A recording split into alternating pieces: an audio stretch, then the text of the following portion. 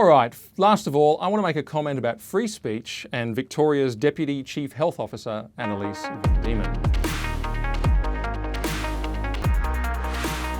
Annalise Van Diemen came under quite a bit of criticism on the 30th of April when she tweeted this. She said, "Sudden arrival of an invader from another land, decimating populations, creating terror, forces the population to make enormous sacrifices and completely change how they live in order to survive COVID-19 or Cook 1770. Now, this, of course, was on the 250th anniversary of the arrival of Captain James Cook to the east coast of Australia, which he mapped, and then I think he took some flora and fauna specimens and he sailed away. And so she's quite wrong about him in particular, but that's all, we'll put that to one side for a second, because the point I want to make is this. As I listened to the debate about this, I just noticed some terribly garbled arguments around free speech. And so people would criticise what she said, and then I heard a radio announcer saying, but she's got the free speech to say it. You'd be upset if someone on your side of the political spectrum, didn't have the free speech, and so on and so on. And so I thought, well, that's a mess, that particular line, because it misunderstands what's going on with free speech. And this is a good case study. What does free speech mean in a context like this? In a nutshell, and this is important, it means this: speech is met with speech.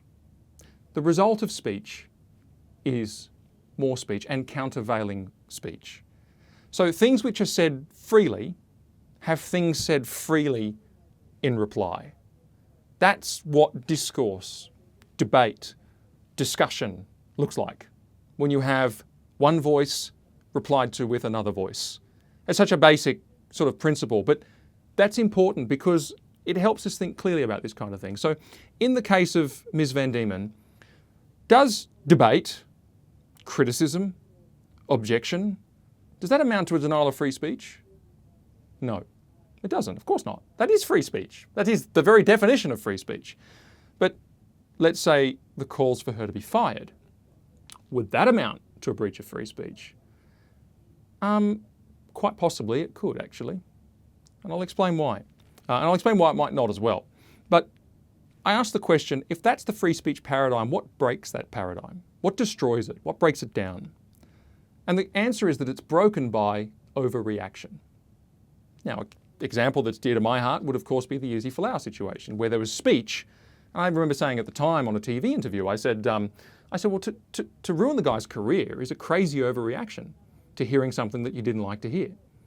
You see, it's that overreaction. It's not met with speech, but it's met with some form of discrimination, which is actually an act like denying employment, denying accommodation, things like this, an act to disadvantage someone because of their opinions and their views. That's discrimination. Speech is not actually discrimination, although there's been a fuzzying and a blurring of the categories there. Speech is speech, and there are some that argue that it can be vilification, but it's not discrimination. And it's that overreaction that's the problem. If someone speaks and they get fired, that's the overreaction. Or I did a piece on Franklin Graham recently, and there's another example. There's a guy who speaks, and he's going to come to the UK and speak, and there's government-owned venues. And what they say is they don't say, well, actually the night afterwards we're going to host somebody who says the opposite and argues with him and puts out their point of view. Or actually we disagree with this man and we're going to put out a media statement and we're going to tell the press, but that's the extent of our opposition to his speech is to speak. No, instead they deny him access to the accommodation for his events and he has to cancel the tour. That's actually discrimination. And this is a really important point to make, because you often get people doing that because they're crying discrimination, but they don't know what they're talking about. What they're crying about is speech, and they are the ones discriminating. It's that overreaction that destroys the free speech paradigm. Now, in relation to Victoria's Deputy Chief Health Officer and what she said, the basic principle in most cases is debate with the lady. Don't overreact either, because I think this is just a separate point. People will start to look at you and think, well, aren't you confident in your beliefs? Don't just say she should be fired. For heaven's sake, say why she's wrong if you believe she's wrong. Or say why she hasn't given the whole story if you think there's more to the story that needs to be considered. And I believe both of those things are probably true. There is more to the story. It's not all one side. There's a balance to be had here, but it's actually quite wrong about Captain James Cook that he was that kind, that he did that. He didn't. That's not why he came. Have that argument. Say it. Now, here's the exception that applies in this case, though, which does complicate it.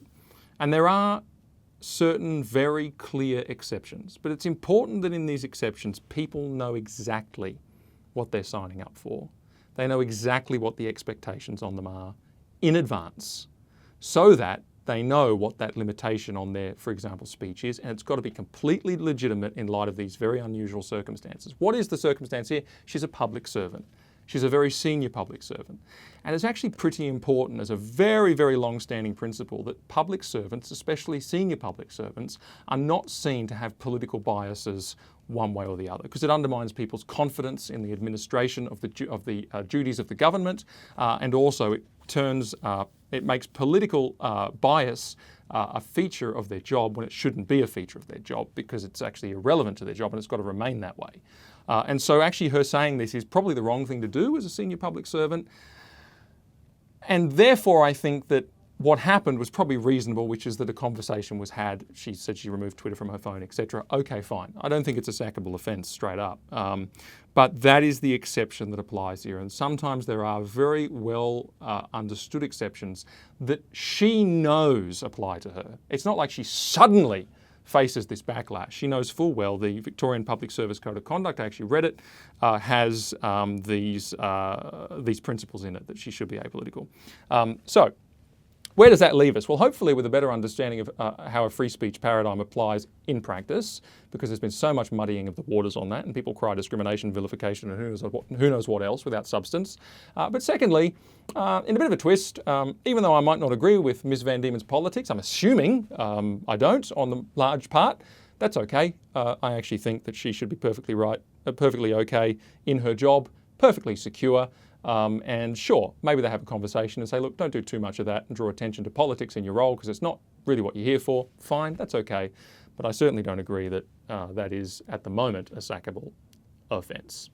I'm Mark Niles, and that was The Truth of It. Out a great deal by hitting the like button and then hitting subscribe, hitting the bell as well so you get the notifications. It helps us out a really great deal, and you can click here to see more videos.